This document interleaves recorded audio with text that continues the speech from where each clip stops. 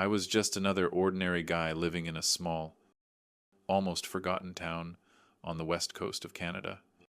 Vancouver had once felt like home, a place where people knew each other's names, where life was simple, and where I could quietly go about my business without ever expecting anything extraordinary to happen. But then again, life has a funny way of surprising you when you least expect it. I hadn't thought about Claire in years. Claire, my ex-wife. The woman I once believed would be my forever. It had been 15 years since we'd parted ways. 15 years of living separate lives, each of us pursuing our own dreams. Or in my case, trying to get by. Claire had made something of herself. Something remarkable. She had built an empire from scratch in the tech industry. As for me, I was just Martin, the guy who worked as a carpenter, built houses, and lived for the small moments. Nothing fancy. Nothing grand.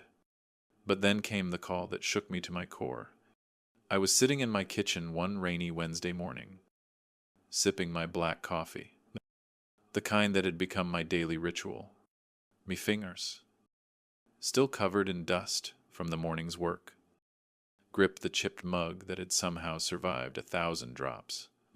The soft hum of the city outside blended with the pitter-patter of rain against the window, making everything feel oddly peaceful, even if the world outside was moving faster than I could keep up.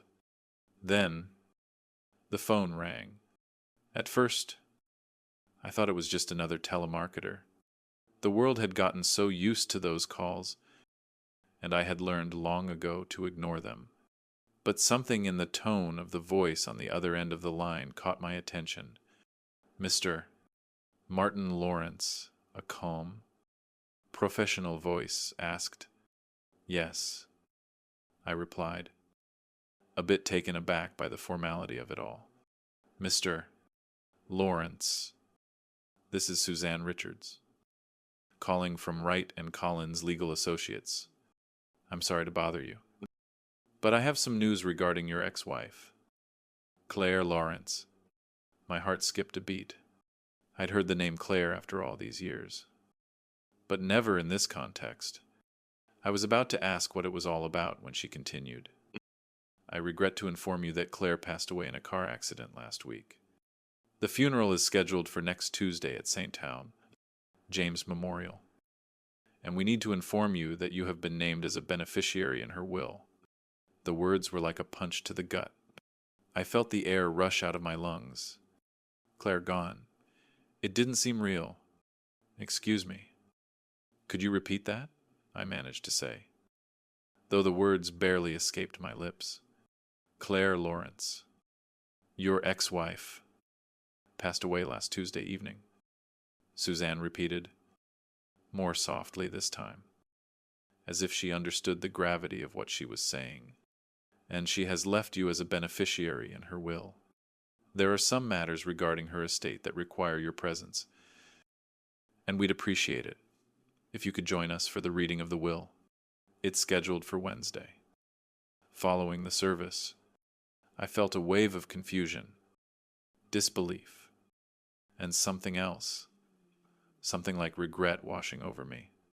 I couldn't make sense of what I was hearing. It had been years since Claire and I had spoken, let alone been close. After all, we had parted ways for a reason. But this felt different. She had built a life, a career, an empire without me. And now, somehow, I was part of it. I didn't know how to process it. I didn't know how to respond. My mind wandered back to the last time I saw Claire. So many years ago. She was wearing that sharp suit of hers, the one she used to wear to every meeting, her hair pulled back into a tight bun. Even then, she was always moving, always heading somewhere. She had a fire in her that I never understood, a drive to succeed that I admired, but could never fully appreciate. She wanted more than I could give her, more than I was ever prepared for. I'll be there, I said, even though I had no idea what I was walking into. Thank you for letting me know. After I hung up, the house fell silent. The phone, now disconnected, seemed to hum with the words I had just heard. Claire was gone, and suddenly, she was back in my life in a way I hadn't expected. I didn't know what it was about Claire's death that hit me so hard. We hadn't spoken in years, hadn't shared so much as a passing glance since the divorce. Yet, here I was, sitting in my kitchen, surrounded by memories of a life I had long since buried, and wondering why I had been named in her will. What had she left me? It had to be some mistake. Maybe a small token. Maybe some old trinkets from our time together. I didn't even know if I wanted anything from her. I was happy with the life I had built, even if it was far from grand. But Claire had always been more than just my ex-wife. She was the woman who challenged me, who pushed me, who showed me what ambition truly looked like. And now, she was gone, and I, somehow, was part of the story she left behind. I leaned back in my chair, staring out the window as the rain continued to fall. The world outside seemed to go on as usual, unaffected, unbothered by the monumental shift that had just taken place. I felt a strange sense of emptiness, as if I had been swept up in something bigger than myself, something I wasn't prepared for. I thought about the man I had become over the years, the man who worked with his hands, who lived for simple things, who had never climbed the ladder of success the way Claire had been. But I had found contentment in my own life, a small life, one I had carved out for myself. Claire, she had always been too focused on the future to live in the present. She had left me behind, and perhaps that was what we both needed. But now, I was about to walk back into her world, a world I had left behind so long ago. The phone call had been short, but it had changed everything. I had always known Claire was ambitious. She was driven in a way that few people could understand, but I had no idea that, despite everything, she had left me something far more valuable than money. And so, I prepared, I got dressed, made sure my one suit was clean and ready, and set my mind to what I would face when I arrived at St. James Memorial the following week. But inside, there was a strange kind of storm brewing, one I couldn't quite name. Would I be ready to face the past I had locked away for so long? Would I be ready to meet the woman who had left me behind, and the son who had become a stranger to me? As I stood there, looking at the rain-splattered window, I couldn't help but wonder what was waiting for me on the other side of this unexpected call. What had Claire left behind? What would I find? When I stepped into her world once again, the answers would come soon enough. But one thing was certain, everything was about to change. The morning of the funeral arrived, but instead of a sense of closure or peace, I felt a knot in my stomach. As I dressed in my suit, I couldn't shake the feeling that I was heading into a storm of memories, of regrets, of things I'd long buried beneath the surface. I looked at myself in the mirror, adjusting my tie, and for the first time in years, I felt like a stranger to myself. The man I had become, a quiet, solitary figure, was about to step back into a world I had left behind. I remember when Claire and I first met. It was in a small cafe in downtown Vancouver, just after I had finished a long day of working on a construction site. I was tired, worn out, and just looking for a cup of coffee to keep me going. She walked in, confident, purposeful. Even then, she had this air about her, an energy that demanded attention, that made you want to listen. I'll never forget the first time I saw her standing at the counter, flipping through a book on business management, as if the world around her didn't exist. Our eyes met, and I remember feeling something shift in the air. Maybe it was her confidence. Maybe it was the way she carried herself. But I found myself drawn to her in a way I hadn't experienced before. We started talking about everything and nothing. I don't remember what we discussed. Maybe work. Maybe life. But what I do remember is the way she laughed. Full of life. Not forced or polite, but real. That was Claire. Always real. Always present. In those early days, I thought I had found someone who was just like me, a person who could understand the value of simple things. We talked about dreams and future plans, and I told her I wanted something stable, something that didn't involve constantly chasing after the next big thing. She listened, nodded, and then smiled. That smile, the one that could make the world stop. Our lives weren't easy. The early years of our marriage were filled with love, but also with a lot of struggle. Claire wanted more. She wanted to build something, to create a legacy, to leave her mark. And while I admired that ambition, I didn't always understand it. I was content with what we had: our small house, our humble life. But Claire, she was always thinking bigger. Looking back, I can see now how that drive of hers, that hunger for success, slowly started to pull us apart. I never begrudged her for it. I always supported her, even when it meant I had to take a back seat to her career. But there were moments when I wished she had been there with me. For me, I remember a time when I asked her to slow down, to take a break, to just be with me. She smiled then. But it wasn't the smile that used to make me feel like the center of her world. It was a polite smile, one that told me everything I needed to know. She couldn't stop. She wouldn't stop. She had a vision, and she was determined to make it a reality, no matter the cost. And that's when things started to shift. We moved into a bigger house on the outskirts of Vancouver, a beautiful place, more than I had ever dreamed of. I remember Claire standing in the kitchen, staring out at the view of the city, talking about expanding her business, about the next big deal she was negotiating. I felt proud of her, but also like I was losing her. Her work became everything. Our family, our relationship, they took a back seat. I didn't want to admit it, but I began to feel like I didn't matter to her anymore.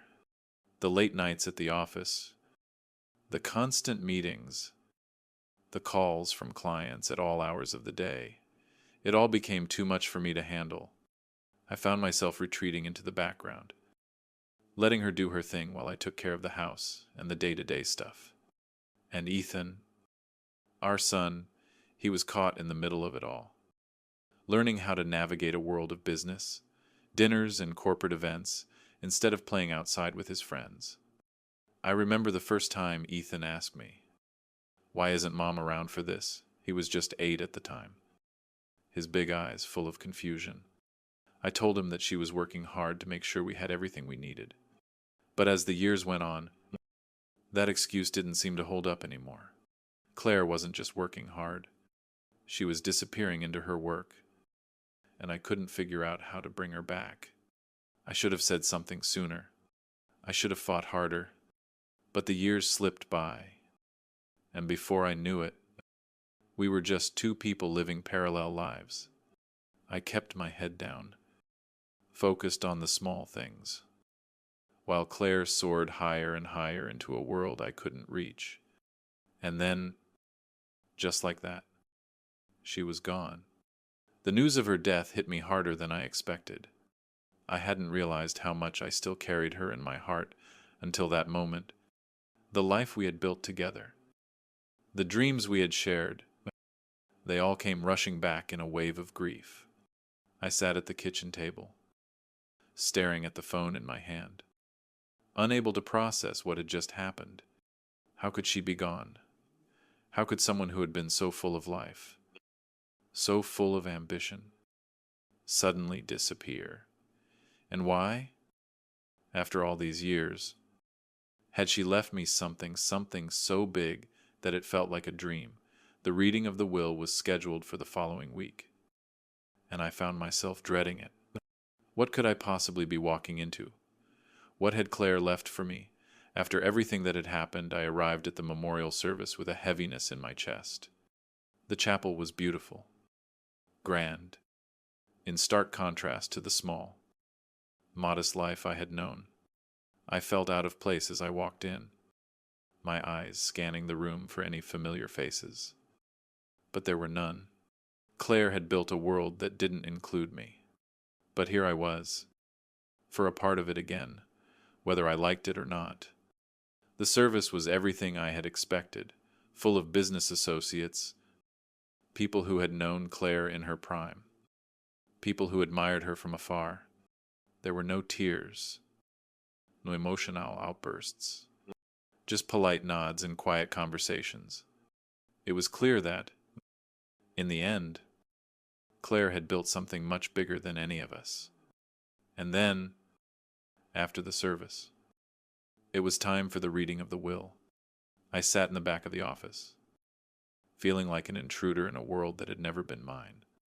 I tried to brace myself for whatever was coming, but I wasn't prepared for the shock I was about to receive. If you're following along with this story, I'd love to hear your thoughts. Have you ever experienced something unexpected like this in your life? Something that turned everything upside down? If you're enjoying this story, please like, comment, and subscribe to hear more. And don't forget to share this video with your friends. It's a story of love, loss, and unexpected twists that might just resonate with anyone who's ever had to navigate through life's unpredictable turns. So, let's dive back into the reading of the will, and I'll share what happened next. As I sat in that room, waiting for the lawyer to read Claire's final words, I had no idea how my life was about to change. The silence in the room was suffocating, thick with tension and unresolved emotions. As I sat there, still trying to process the shock of Claire's death and the unexpected inheritance, a wave of unease washed over me. I had barely settled into my chair when the lawyer, Mr. Daniels, began to speak in his professional tone, breaking the quiet like a sharp crack in the air. Mr. Lawrence, he said, his voice steady and deliberate. I'll begin by reading the specific bequests that have been made in the will. After the formalities, we will discuss the distribution of the estate in greater detail. I nodded absently, hardly aware of what he was saying. My mind was still reeling from the fact that Claire was gone, and I was about to receive something from her. I wasn't prepared for the consequences, wasn't ready to face the memories or the questions that would surely arise. What had she really left me? Why me? I wasn't part of her world anymore. I hadn't been for so long. The room seemed to stretch out in front of me, and my thoughts wandered back to the time when things had been different, when Claire and I had shared something real, when Ethan was just a boy, and everything seemed possible. But now, so many years later, Ethan wasn't a boy anymore.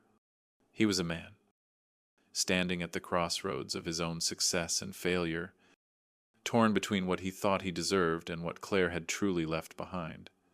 It wasn't just the money that was weighing on me. It was everything: the years of silence, the broken promises, the abandoned dreams. Ethan and I had been strangers for a long time, but the reality of Claire's will had forced us to face each other again. And with that came a flood of old wounds, wounds that neither of us had ever fully acknowledged. I glanced over at Ethan as Mr. Daniels continued reading from the will. He was sitting a few seats away, his posture tense, his face set in a mask of carefully controlled emotion. I could tell he was trying to hold it together, but the cracks were there. The anger was barely contained, and I wondered how much of it was aimed at me. It wasn't the first time Ethan had looked at me with disdain. I had seen it in his eyes countless times before, particularly after the divorce.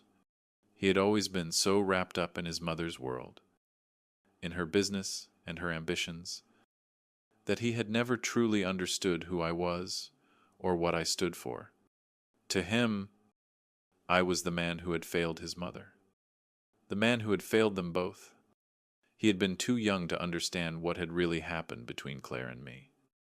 But over the years, he had grown into someone who judged me through the lens of his own assumptions, his own bitterness. I couldn't blame him. Not entirely. I had always been there, always tried to do my best for him. But somewhere along the way, I had lost my way as a father. I had let Claire take control, let her become the driving force in our lives. And in doing so, I had failed to be the father Ethan needed. As the lawyer spoke, I found my thoughts drifting back to the days when Ethan was a child. I remembered the way he used to look at me, the trust in his eyes, the way he'd run to me after a long day at work, arms outstretched, waiting for me to lift him up. Those were the days when everything was still possible. I had been a good father then. I think I had been there for him. But somewhere along the way, that bond had frayed. Claire's ambition, her drive to succeed, had overshadowed everything. I had tried to be the steady one, the one who kept things grounded, but Ethan had always been more like his mother. He had inherited her drive, her sharp mind, her desire to prove himself in a world that demanded more and more.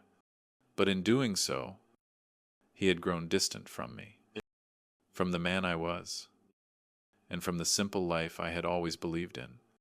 I could see it now, the way he held himself tall, confident, and a little too sure of himself. He had inherited everything from Claire: the ambition, the smarts, the ability to navigate the world of business with ease. But somewhere along the way, he had lost touch with the things that mattered.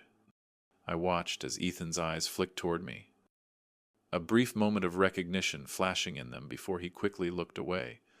There was a time, not so long ago, when I could see the boy he once was, when I could hear his laugh in the hallways, feel the weight of his small hands on my shoulders. But now, as an adult, he was a stranger to me, and yet, here we were together again, in this room, with Claire's death hanging over us like a shadow.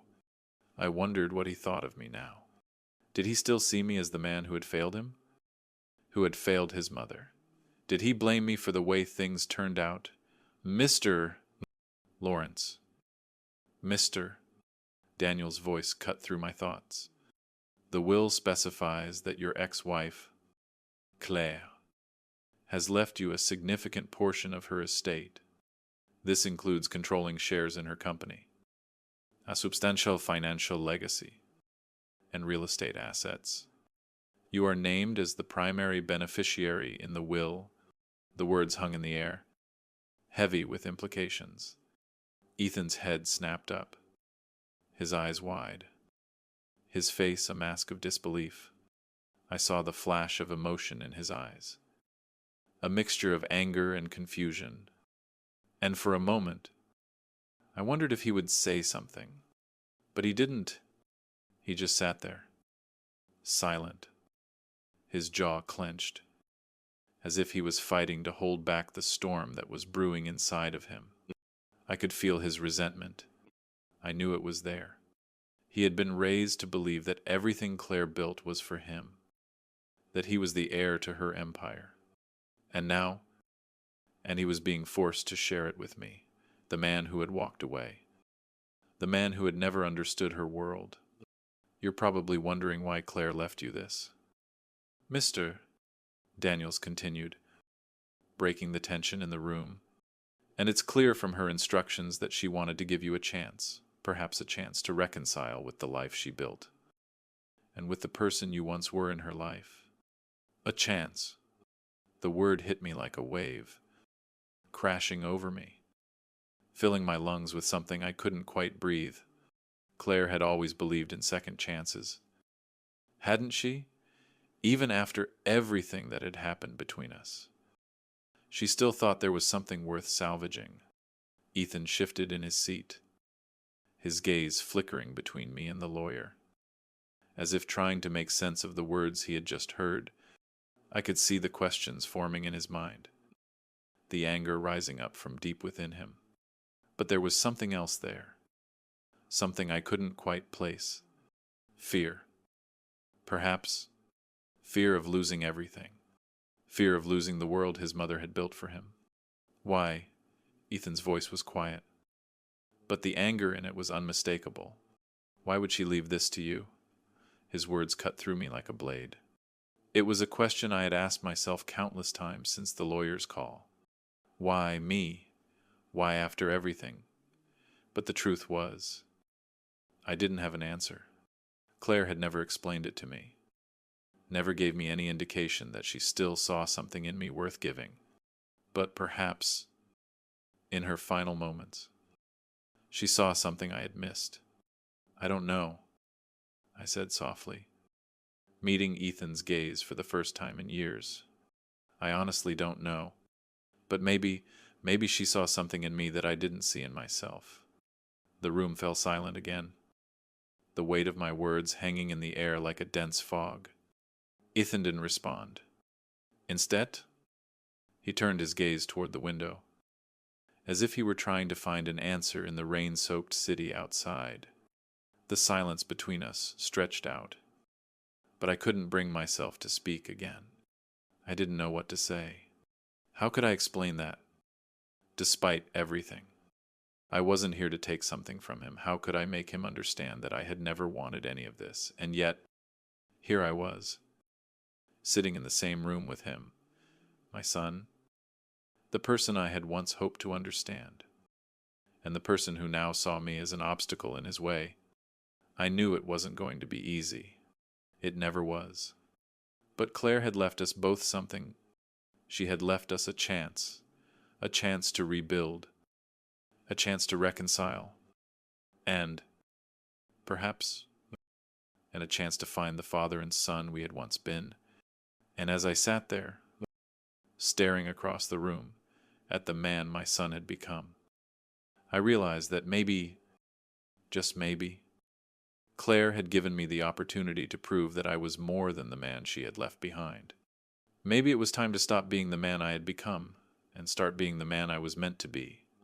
And maybe, just maybe, I could help Ethan find the same. If you're still with me, thank you for sticking around through this journey.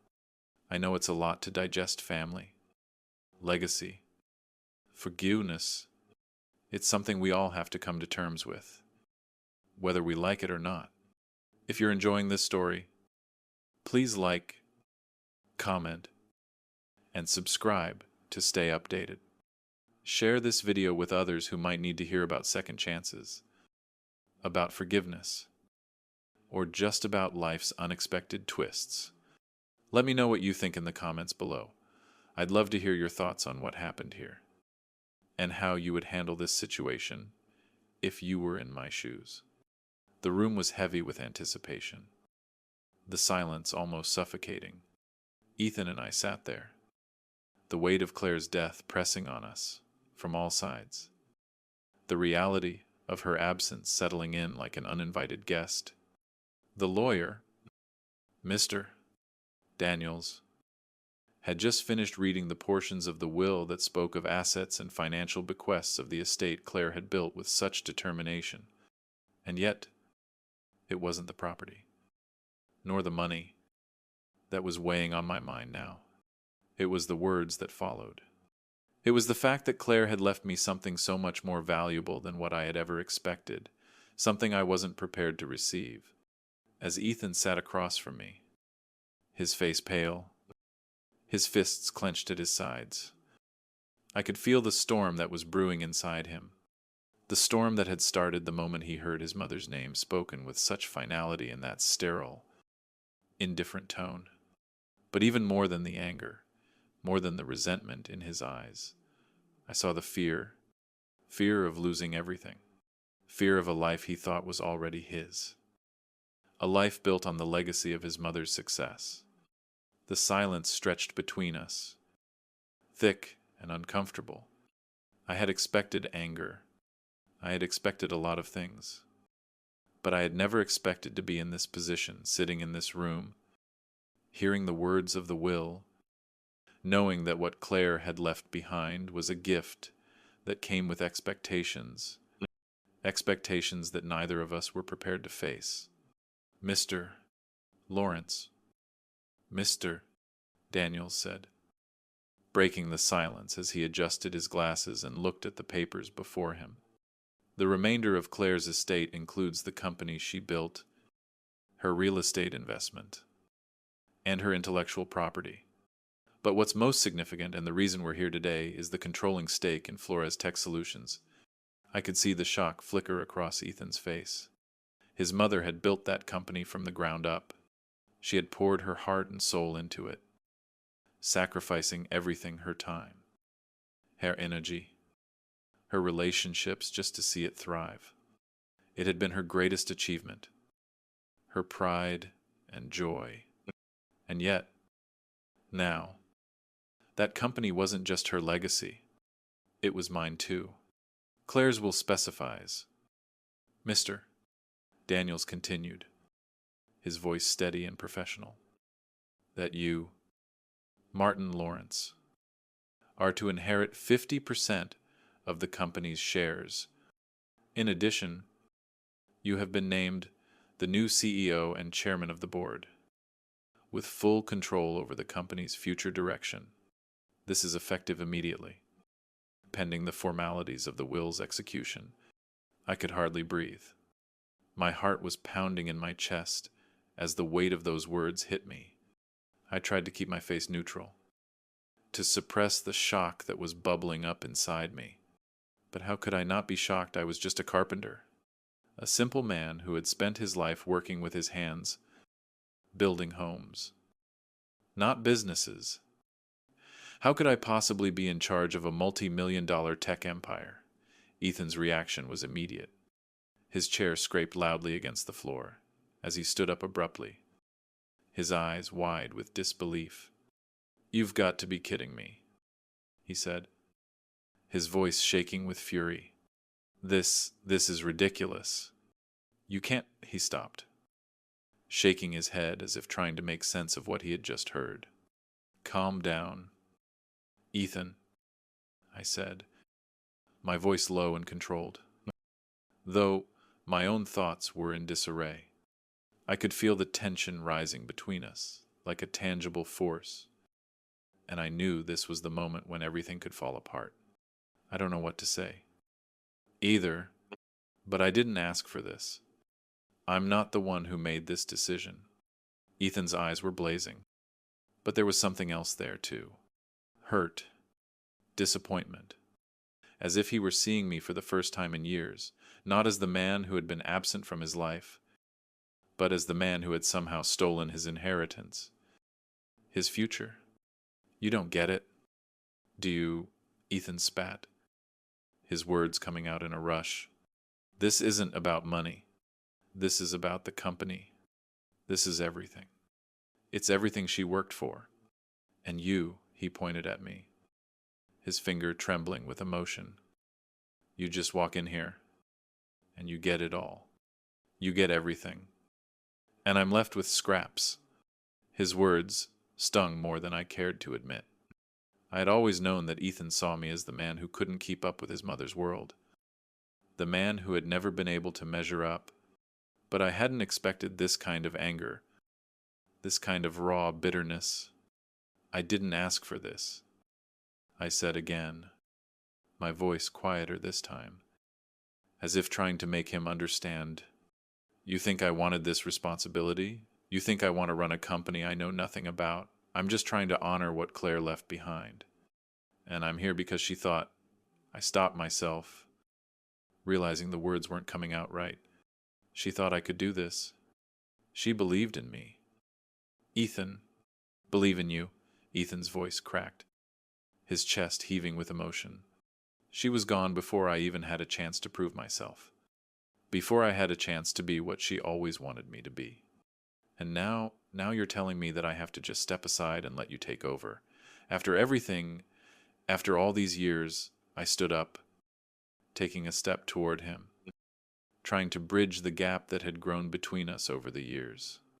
Ethan, I said, my voice steady but filled with the weight of all the things I'd left unsaid. I never meant to hurt you. I never wanted to take anything from you. I know you've worked hard. I know you've sacrificed. But this isn't about you or me. This is about Claire, about what she wanted. And what she wanted, Ethan, was for both of us to be better than we've been. She wanted us to find our way back to each other. Ethan's gaze flickered between me and the lawyer, as if weighing my words against the reality of his anger and frustration. For a moment, it seemed as though he might say something more, something that could either tear us apart or bridge the gap that had existed for so long. But instead, he simply shook his head and turned away. I don't know how to do this, he muttered, more to himself than to anyone else. I don't know how to be what she wanted me to be. Not after everything. I watched him, feeling the weight of his pain, the frustration that had built up over years of living in his mother's shadow. I could see it now, the boy I had once known. Now a man trapped in the world Claire had created, a world that had slowly consumed him. But there was still hope. I had to believe that you don't have to do this alone. Ethan, I said softly, watching him closely, I'm not taking over your life. I'm not here to steal anything from you. I'm here to help, to learn, to rebuild what we both lost. Ethan didn't turn around. He didn't acknowledge me at all. But for the first time, I felt like he was hearing me. And for the first time, I felt like I might be able to help him find a way forward. Mr. Lawrence. Mr. Daniel said, breaking the silence again. There are other provisions in the will. Claire specifically requested that both of you work together, that you find a way to share the responsibilities of managing the company, the board, as well as the executive team. Have been informed of this decision. They will be waiting for you to make your first move. Ethan's shoulders tensed at the mention of the company. I could see the skepticism in his eyes. He wasn't ready for this. None of us were, but I couldn't back down. Claire had made her choice. She had given us this opportunity to come together, to build something not just with our hands but with our hearts. It was going to take time. It was going to take patience. And it was going to take more than just the wealth Claire had left behind. It was going to take something we both had to rediscover, the ability to trust each other again, to see beyond the mistakes of the past and the expectations of the present. And I, for one, was ready to try. If you've been following along so far, I hope you're enjoying this journey through loss, family, and redemption. It's never easy to face the ghosts of the past, especially when they come back in ways you never expected. But the road ahead is still full of possibilities, and I'd love to hear your thoughts. What do you think Claire's message really meant? Do you think Ethan and I can find a way to make this work? Let me know in the comments below. And don't forget to like, share, and subscribe to keep up with the story. Thanks for being here with me. The tension in the room had shifted. Gone was the raw, unfiltered anger Ethan had thrown at me just moments earlier, replaced by something quieter, more dangerous in its own right. A quiet storm of disbelief and confusion hung between us. Neither of us knew how to move forward. Ethan, his back to me, was caught in the web of his own thoughts. The weight of everything Claire had left behind pushing him into a corner. And me, I sat there, torn between the anger of the past and the fragile hope of the future. Claire's death had brought us back into each other's orbit, but it hadn't brought us back together. Not yet. Not in the way she would have wanted. She had made her decision long before she passed, leaving us a task that was both simple and impossibly difficult to work together. I glanced over at the papers still lying on the table between us. Mr. Daniels had been reading from them for what felt like hours, going over the logistics, the properties, and the various assets Claire had amassed over the years. But none of that mattered, not to me. Not to Ethan. The real weight of the will was in what Claire had left unsaid. The real inheritance wasn't the tech company, or the money, or the assets. It was the message. The one message Claire had chosen to leave for me. It had taken me a while to realize it. But now I saw the truth of it. She hadn't just given me control of her business, her legacy. She had given me a chance to prove that I could be more than the man she once left behind, more than the man who never fit into her world. I could hear Ethan moving restlessly across the room, but I kept my focus on the papers in front of me. The last section of the will, the part that Mr. Blank, Daniels had only briefly touched upon, was still waiting for us. I had a sinking feeling in my stomach, the kind you get when you know something is about to change, and you aren't sure if you're ready to face it. But I had no choice. I had to face it. Mr. Lawrence. Mr. Daniels spoke up again, his voice almost a whisper, the kind of voice used to soften the edges of bad news. There's one last thing we need to discuss. Ethan, who had been pacing by the window, stopped and turned toward us. His face was still tight with the residue of anger, but I could see his curiosity was piqued. You see, Mr. Daniels continued, Claire specifically requested that this message be read to both of you, together, after the reading of the will. It's her final request, and one that must be honored. I shifted uneasily in my chair. The thought of hearing her words, knowing she had left them for us both, made my chest tighten. Was I ready for this? Was Ethan? I couldn't help but glance at Ethan again. His eyes were fixed on the lawyer, the intensity in his gaze unwavering. Yet there was a flicker of vulnerability. Just a flicker. But it was enough to make me wonder what he was feeling deep down. For all his bravado, I knew Ethan was more fragile than he let on. Mr. Daniels took a deep breath, then began to read aloud from the final page of the will, his voice steady but filled with a quiet reverence. Dear Martin and Ethan, if you are reading this, it means I am no longer with you, and the time has come for my final words. I won't apologize for my absence in your lives over the past years. You both know the choices I made, and I know they hurt you. But these choices, while hard, were mine to make. Martin, you were the man I loved once, the man I thought I could build a life with. But I also knew, in my heart, that we were never truly in sync. You wanted a simpler life, and I wanted more. I wanted to build something that would last, something that would outlive me. And while I don't regret my success, I do regret how it came at the cost of our relationship. Ethan, my brilliant son, you were always my hope, my future. But you were also my greatest challenge. You never truly understood why I did what I did, why I worked as I did. You saw only the ambition, the drive, and not the love that propelled me. I have always believed in you, even when it didn't seem like I did. I've tried to give you everything I never had. But I know now that I should have given you something more, the freedom to discover who you are, outside of my expectations. And Martin, I know you're wondering why I've left you anything at all. You, who thought you were outside my world.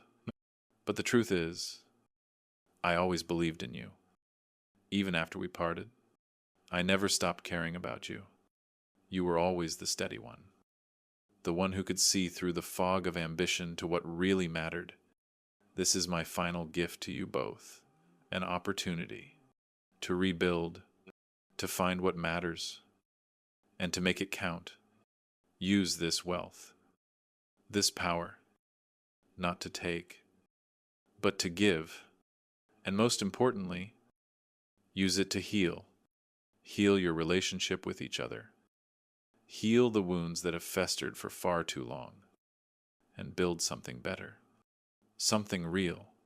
I know I can't undo what's been done, but I can offer you this, the chance to prove that the man I loved, Martin, and the man I wanted to be proud of, Ethan, can still create something worthwhile. Do it for me. Do it for yourselves, and for the family we once were. With all my love, Claire. The room was deathly silent when Mr. Daniels finished reading. It felt as though the air had been sucked out of the room, leaving us suspended in a moment that stretched on forever. I looked at Ethan, and for the first time in a long time, I saw something different in his eyes. Not the fury, not the anger, but something softer, something that might have been regret, or perhaps just a glimmer of understanding. I could hear my own breath, shallow and heavy in the silence. Claire's words, her final message, were echoing in my head. It was as if she had reached out from beyond the grave, trying to make things right, trying to give us both a chance to heal, to a chance to rebuild what had been lost. And yet, I knew this wasn't going to be easy. Ethan's world had been shaken to its core. His entire identity had been built on the legacy of his mother. And now he was being forced to share it with me, to work alongside me, the man he had resented for so long. But in that moment, something changed. A door had opened, and while the path ahead was unclear, I couldn't help but feel a flicker of hope. Hope that maybe, just maybe, Claire had given us a second chance.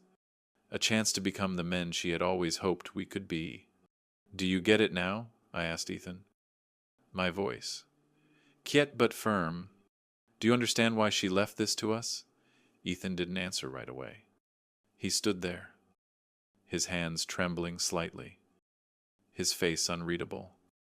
But after what felt like an eternity, he finally spoke, his voice low, filled with something I hadn't heard in a long time. Vulnerability. I don't know," he said, his words hesitant. "I don't know if I'm ready for this. But maybe we can try. Maybe we can make it work." For the first time in a long time, I saw a glimmer of the boy I had once known. The boy who had looked up to me, who had trusted me. And in that moment, I realized that maybe we could rebuild. After all, maybe we can, I said, my voice filled with cautious optimism. But it's going to take time, and it's going to take both of us. I reached out, placing my hand on his shoulder. He flinched slightly, but didn't pull away. "Let's try." "Ethan," I said quietly, "for her, and for us." The air in the room shifted. The weight of Claire's message hung over us. A reminder that nothing in life is ever easy.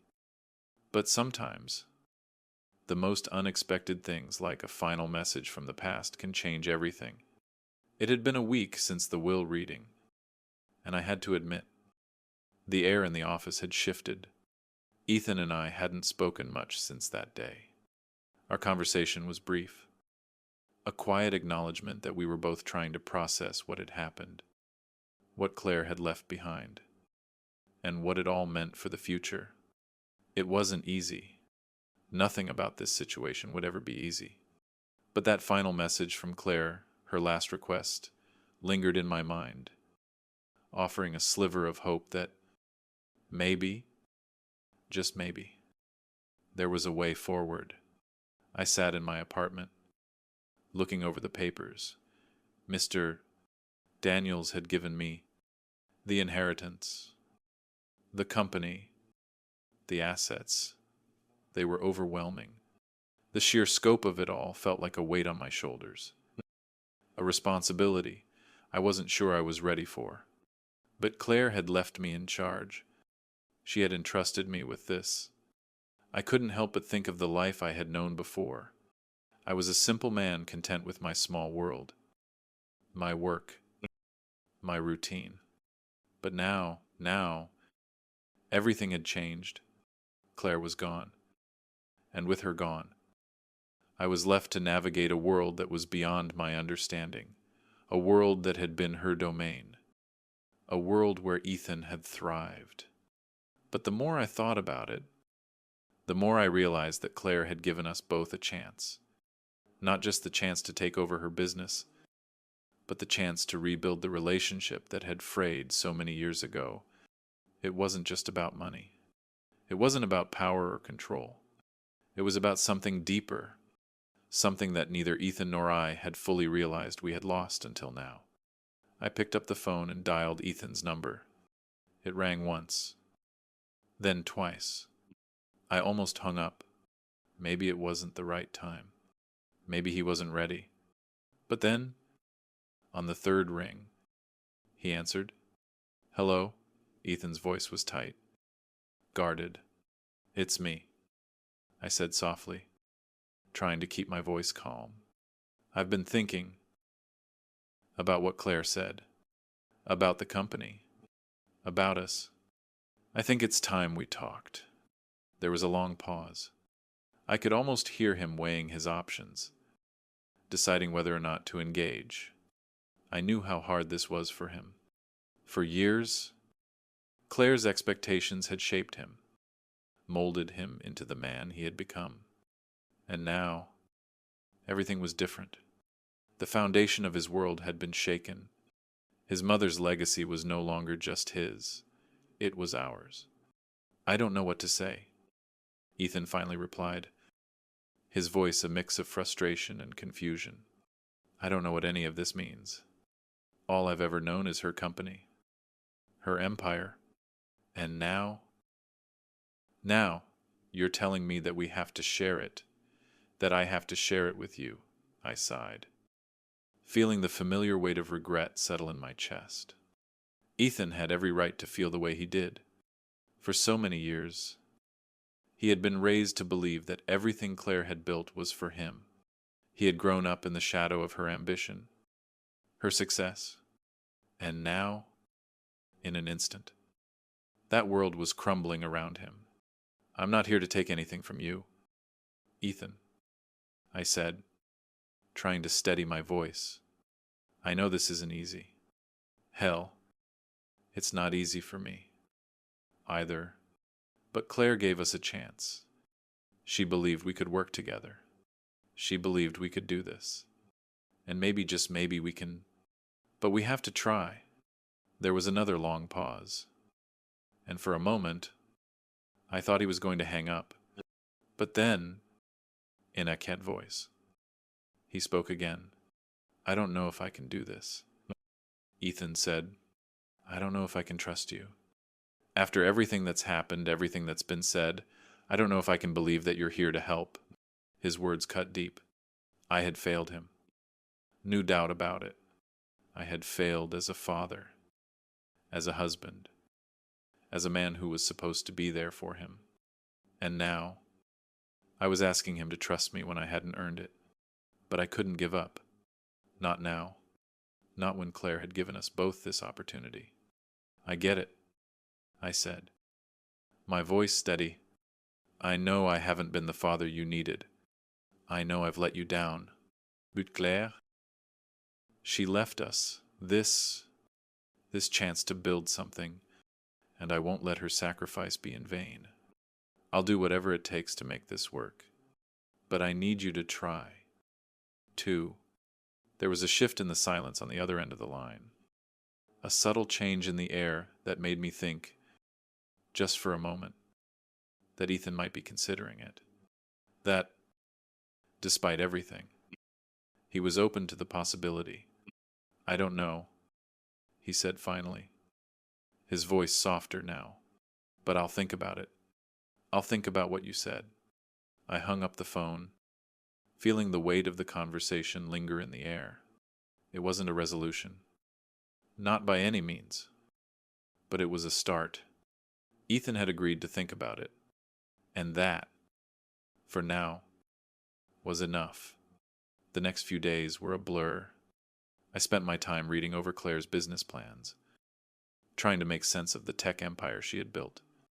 It was a world I didn't understand, a world filled with algorithms, innovations, and boardroom meetings that felt like another language.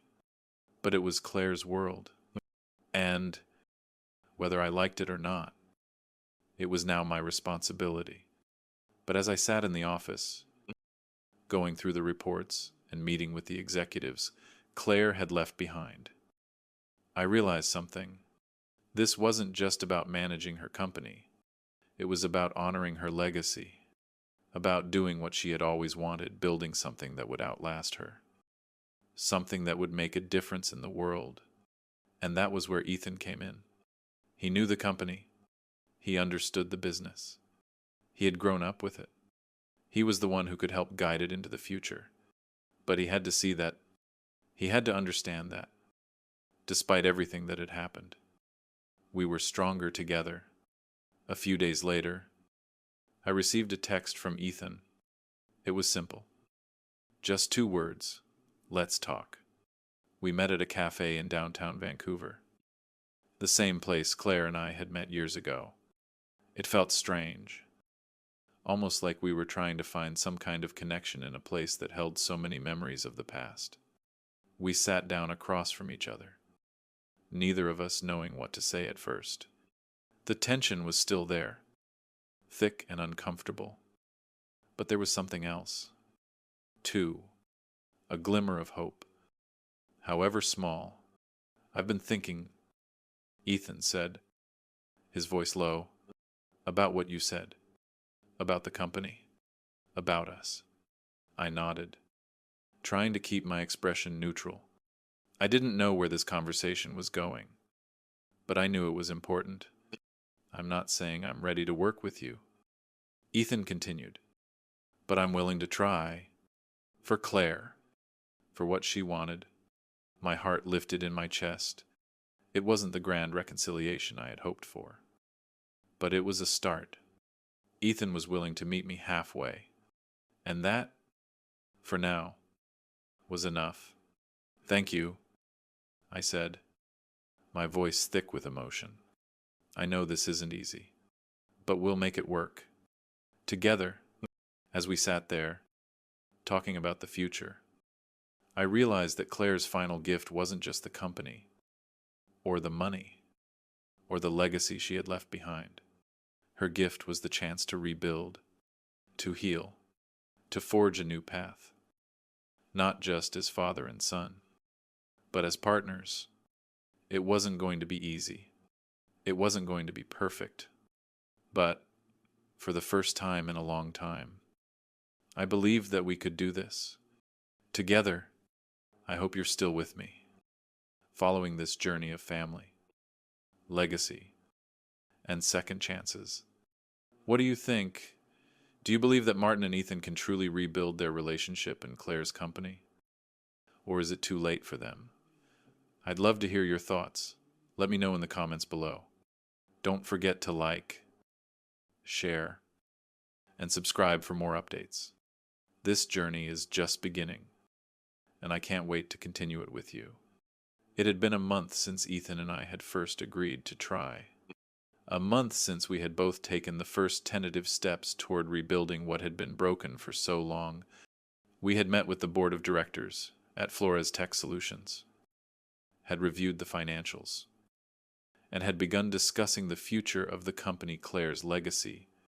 But every step we took, every meeting we attended, felt like we were walking through a fog.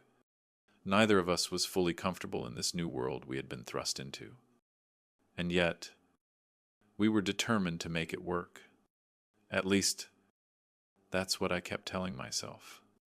Ethan had been quieter than usual.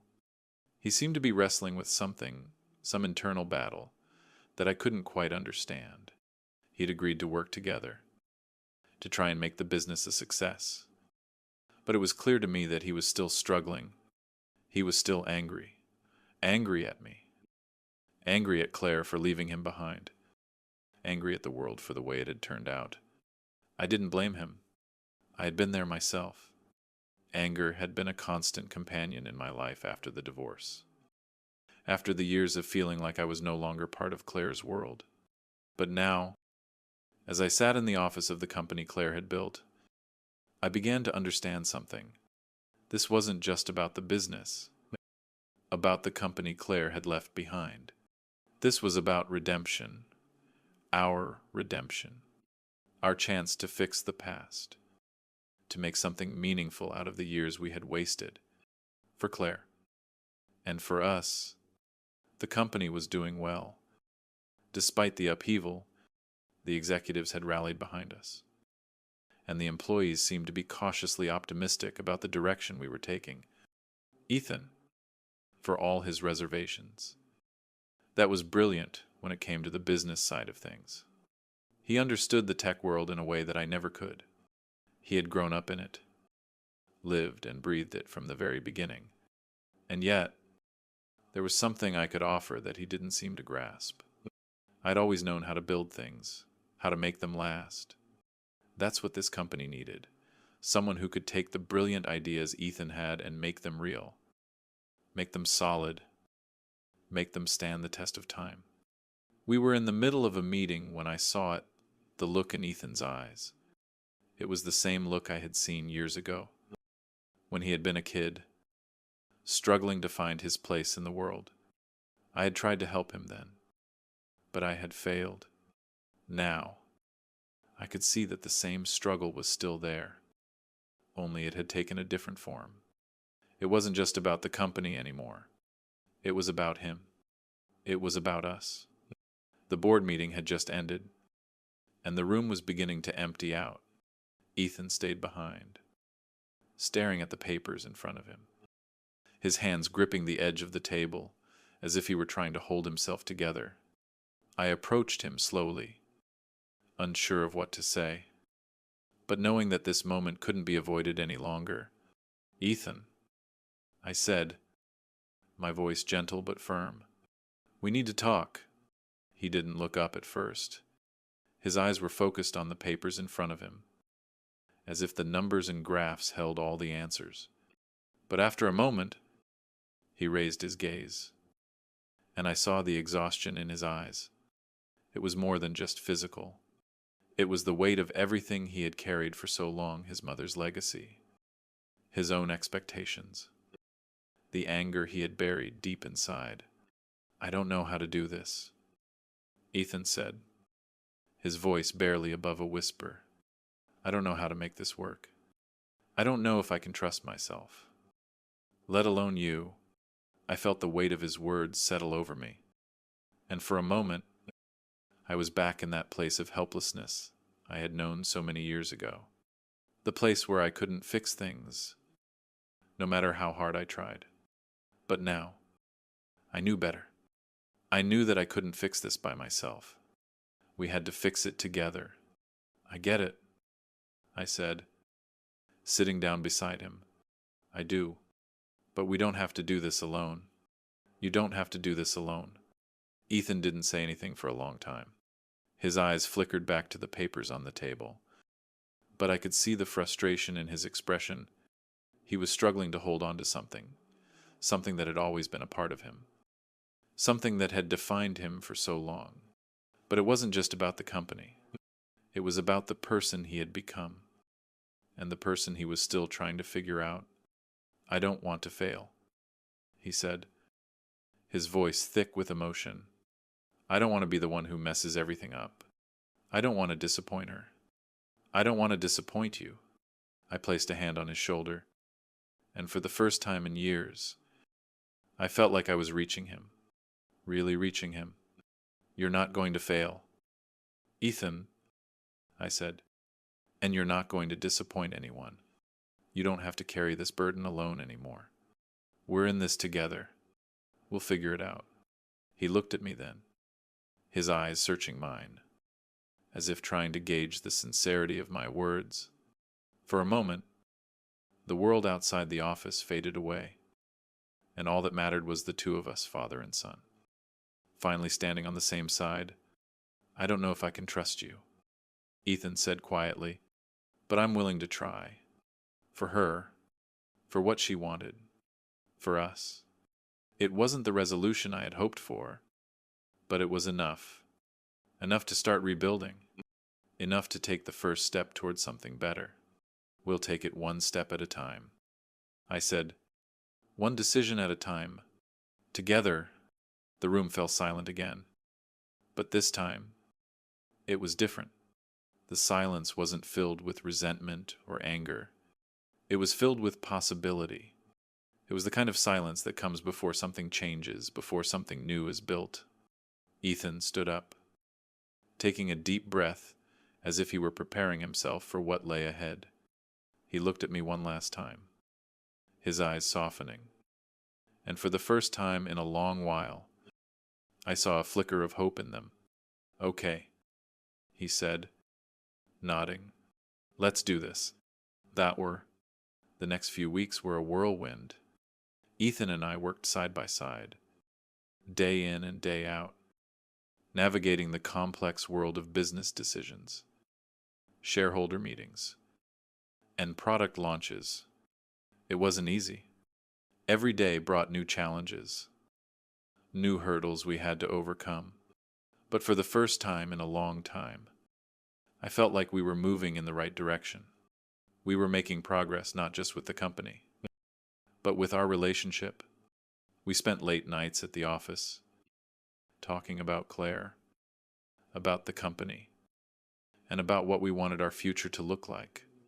We made mistakes. We disagreed. But we kept going. And little by little, we started to trust each other again.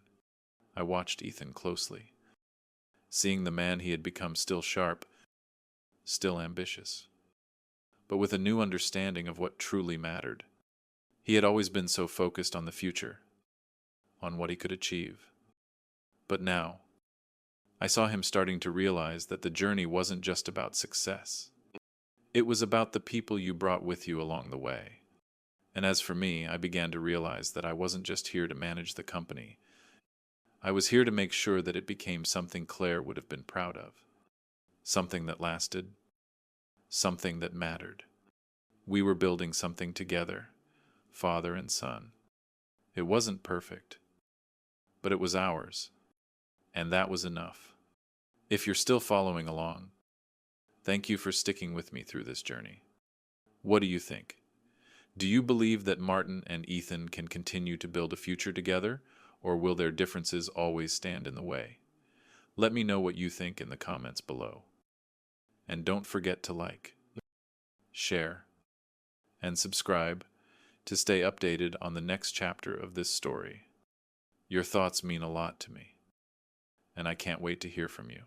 The weeks following our decision to work together had felt like a blur. Ethan and I had taken our first real steps toward rebuilding not just the company, but our relationship. There were moments of clarity, moments when it seemed like we were finally on the same page. But there were also moments of tension, of old wounds reopening, of resentment rearing its ugly head. We both knew it wasn't going to be easy. But as we continued to navigate this new reality, I began to see changes in Ethan, subtle changes. But they were there, and for the first time, I started to believe that maybe, just maybe, there was hope for us after all.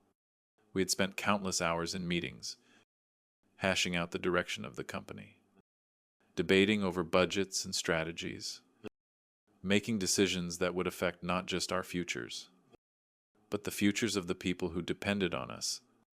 I watched Ethan closely during those meetings, noting the way he took charge, the way he spoke with authority, and the way he demanded respect from those around him. It was clear that he was his mother's son, sharp, focused, driven. But there was something else in him now. Something softer. He was more open to collaboration, more willing to listen to my perspective. I think he was beginning to understand that leadership wasn't just about being in charge.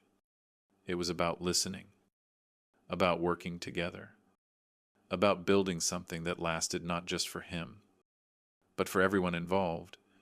One evening, as we were wrapping up a particularly long and exhausting meeting, Ethan pulled me aside.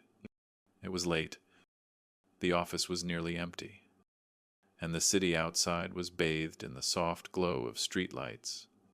He stood by the window, his back to me, looking out at the skyline. "Dad," he said quietly, his voice different from the usual bravado he put on in front of others. "I've been thinking a lot about what you said, about how we're doing this together.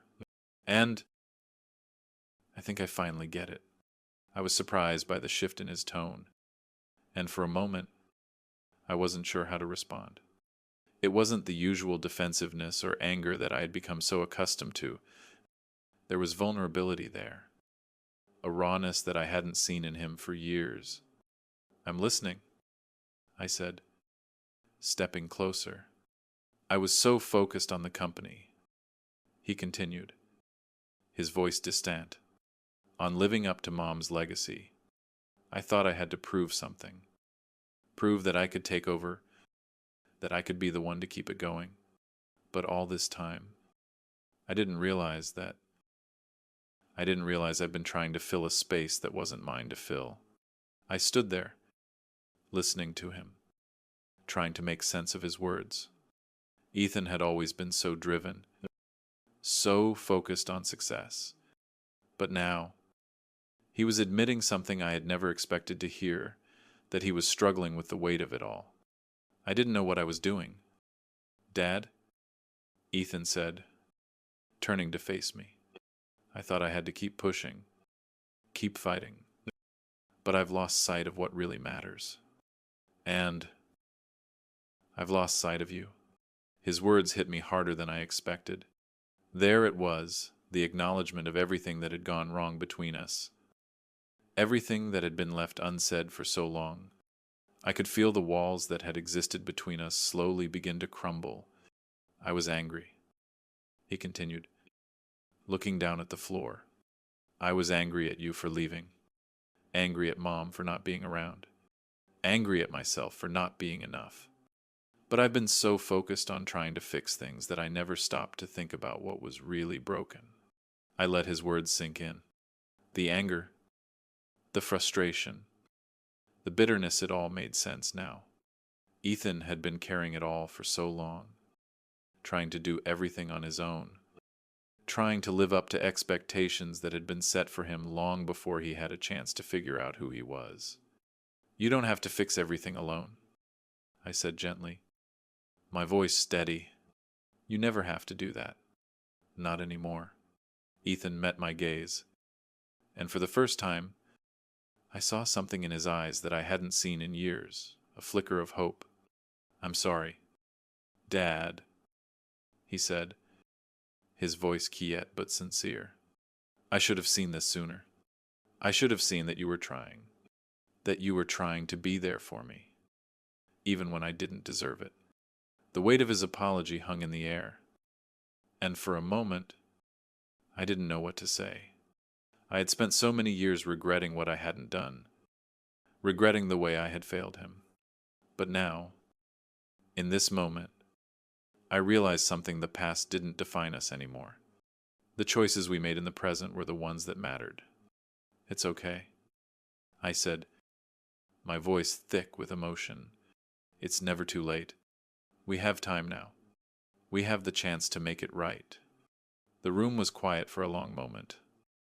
The only sound, the distant hum of the city outside. It was a moment of clarity, a moment of healing that I had never thought would come. But here we were, Ethan and I, finally starting to understand each other again.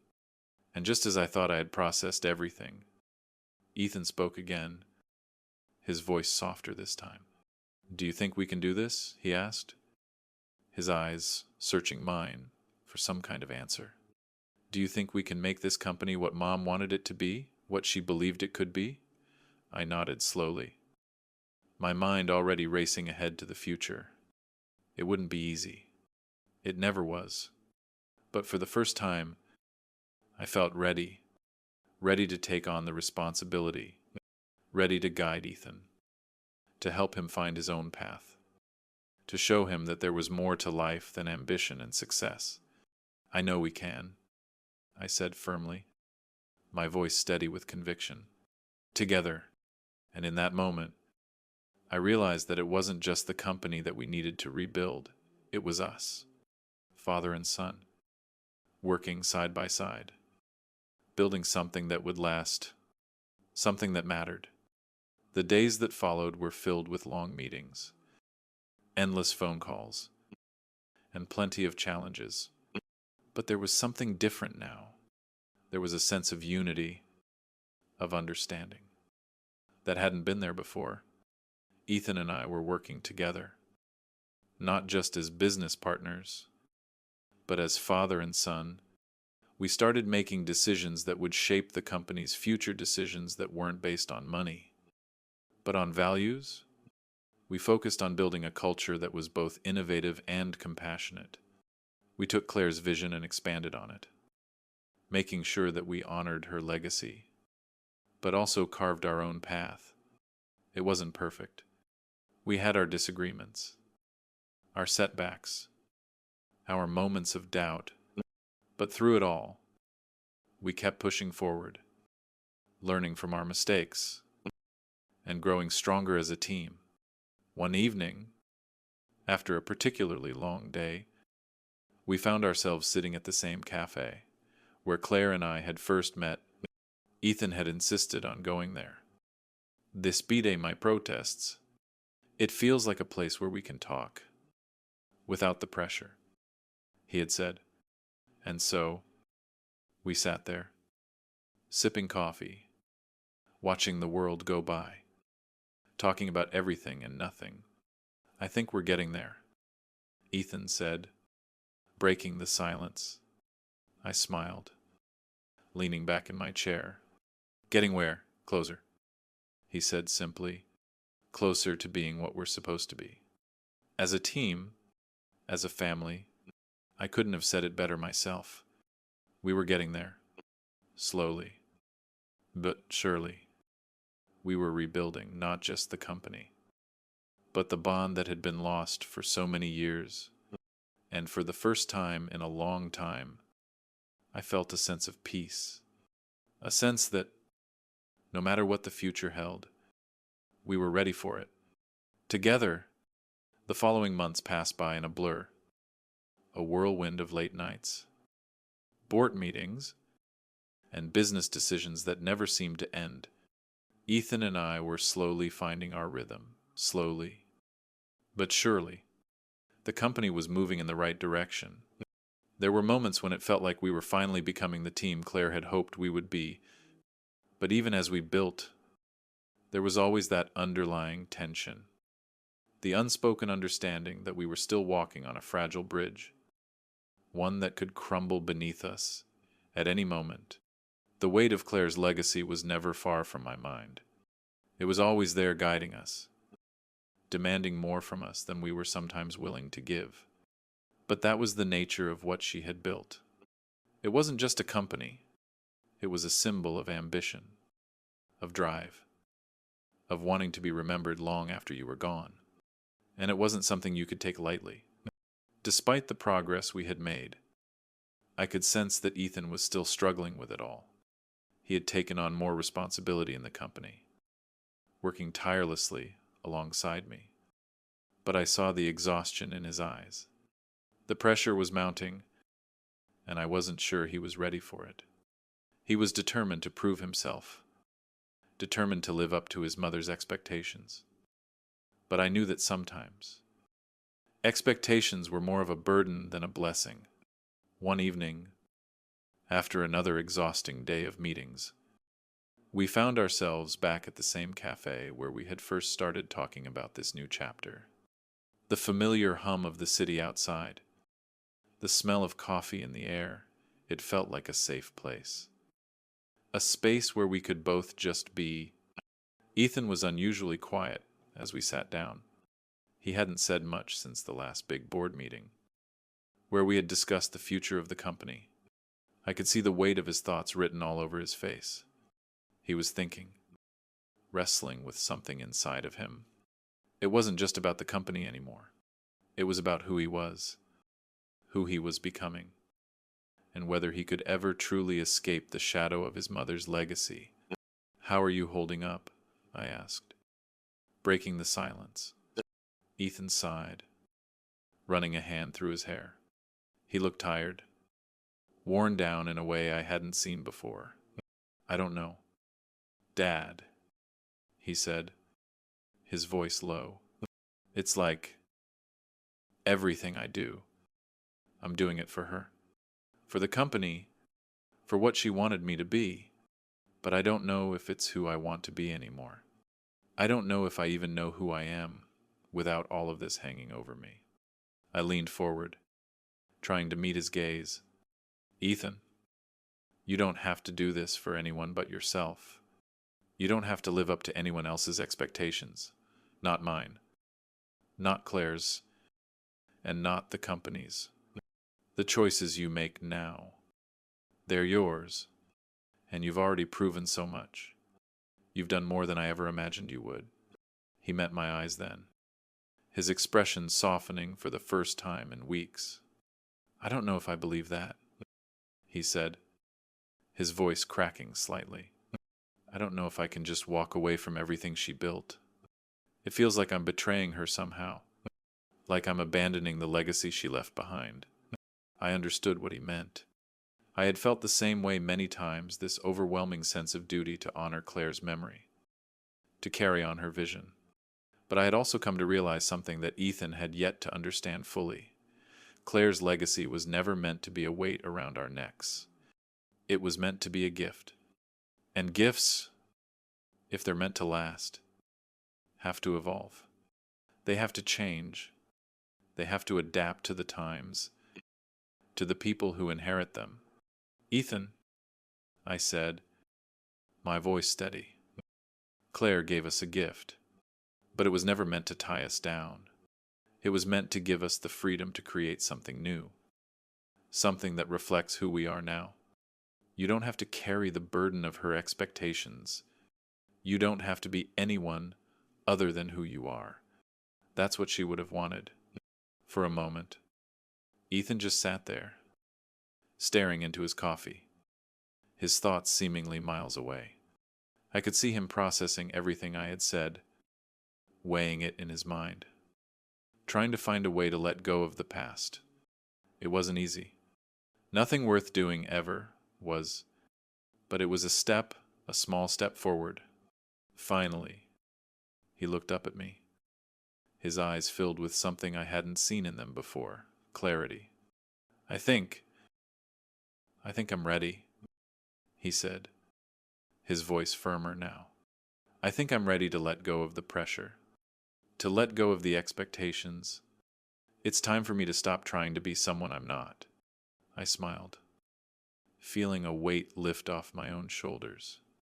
This wasn't just a victory for Ethan, it was a victory for both of us. We were finally letting go of the past and stepping into the future, not as shadows of Claire's legacy, but as individuals who could carry her memory forward in our own way.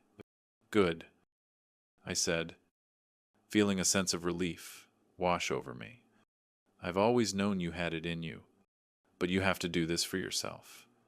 And together, we'll make sure that this company, this legacy, becomes something even better than she ever imagined." Ethan nodded, the corners of his mouth lifting slightly. For the first time in a long time, I saw a glimpse of the person he could become, not just the successor to his mother's empire, but the man who would build something new, something meaningful, on his own terms. As we sat there in silence, the weight of the world suddenly felt a little bit lighter. It wasn't just the company that had been holding us back. It was the expectations, the pressure, the idea that we had to live up to someone else's vision. But now, for the first time, we were creating our own vision. Together, the next few weeks were a period of transition, both for the company and for us. Ethan and I continued to work together, but there was a noticeable shift in the way we approached things. We started making decisions that felt right to us, not just because they aligned with Claire's wishes, but because they reflected who we were now. We brought in new people, new ideas, and began to revamp the company's culture. It wasn't just about profits or products anymore. It was about creating something that we could both be proud of, a place where innovation and compassion could coexist, a place where people could thrive, not just financially, but personally, and the company thrived. Under our leadership, it grew stronger, more resilient. We made mistakes, of course, but we learned from them, just like Claire would have wanted us to. Slowly but surely, we built something that was ours, not just hers. And in doing so, we healed, not just the company, but ourselves. One evening, a few months later, Ethan and I stood together in the boardroom, looking out over the city. The office lights flickered off one by one, the quiet hum of the city below reminding us of just how far we had come. "I think we did it," Ethan said, his voice quiet, but filled with a sense of accomplishment. "I think we finally did it." I smiled, clapping him on the back. "Yeah, we did, and we're just getting started." For the first time in a long time, he felt at peace. We had both found our place, not just in the company, but in the world, and it was enough. Thank you for staying with me through this journey. As we've followed Martin and Ethan's story, we've seen how the past can haunt us, how expectations, whether from family or society, can shape who we become, but we've also seen that it's never too late to change, to rebuild, and to take responsibility for our own path. The real lesson here is that life isn't always about living up to the expectations of others. It's about finding your own purpose, in your own voice, and learning to build something meaningful, whether it's a relationship, a career, or your own personal growth. Martin and Ethan found a way to move forward, not by clinging to the past, but by understanding each other, embracing their differences, and making a fresh start together. So, if you're feeling stuck or weighed down by the expectations of others, remember, you don't have to carry that burden alone. You have the power to choose a new path, to build something that's truly yours. Don't be afraid to let go of what doesn't serve you and embrace the opportunity to create something new, even when it seems daunting. If you've enjoyed this story, please like, share, and subscribe. And take a moment to reflect on your own life. What are the things you need to let go of to move forward? Leave a comment below. I'd love to hear your thoughts. Thank you for being a part of this journey, and I look forward to sharing more stories with you soon.